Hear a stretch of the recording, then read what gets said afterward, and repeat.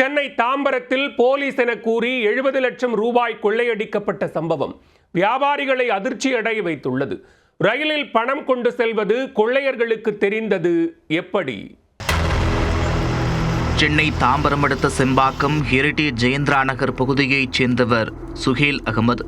இவர் சென்னை பிராட்வே அடுத்த பர்மா பஜாரில் செல்போன் கடை நடத்தி வருகிறார்.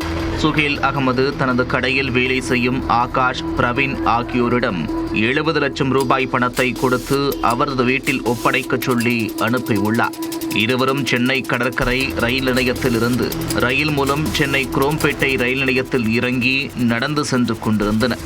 அப்போது 2 இருசக்கர வாகனத்தில் வந்த 4 பேர் கொண்ட கும்பல் அவர்களை வழிமறைத்து, நாங்கள் சித்தப்பாக்கம் காவல் நிலைய போலீசார் என்று கூறி பையில் என்ன வைத்திருக்கிறீர்கள் என்று கேட்டு பையை சோதனை செய்துள்ளனர்.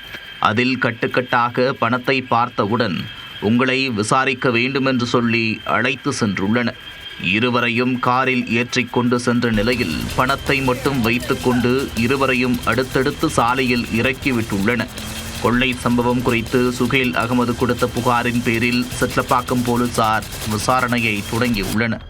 இதில் கொள்ளையில் ஈடுபட்ட மணப்பாறை பகுதியைச் சேர்ந்த ஸ்டாலின், திருச்சியைச் சேர்ந்த ராம்குமார், மணிகண்டன், பெரம்பலூரைச் சேர்ந்த ராஜேந்திரகுமார் என 4 பேரை பிடித்துள்ளனர். கொள்ளை சம்பவத்திற்கு பயன்படுத்திய 2 கார்கள் மற்றும் 19 லட்சம் ரூபாயை போலீசார் பறிமுதல் செய்துள்ளனர். கொள்ளையர்கள் ஸ்டாலின், ராம்குமார், மணிகண்டன், ராஜேந்திரகுமார் ஆகிய 4 பேர் மீது வழக்கு பதிவு செய்து சிறையில் அடைத்துள்ளனர். 70 லட்சம் ரூபாய் கொள்ளை போன நிலையில் 19 லட்சம் ரூபாய் மட்டுமே பறிமுதல் செய்யப்பட்டுள்ளது. மீதமுள்ள பணம் அருண்குமார் என்பவரிடம் இருப்பதாக கொள்ளையர்கள் தெரிவித்துள்ளனர். அருண்குமாரை பிடித்து மீதமுள்ள 51 லட்சம் ரூபாய் பணத்தை கண்டுபிடிக்கும் பணியில் போலீசார் ஈடுபட்டுள்ளனர்.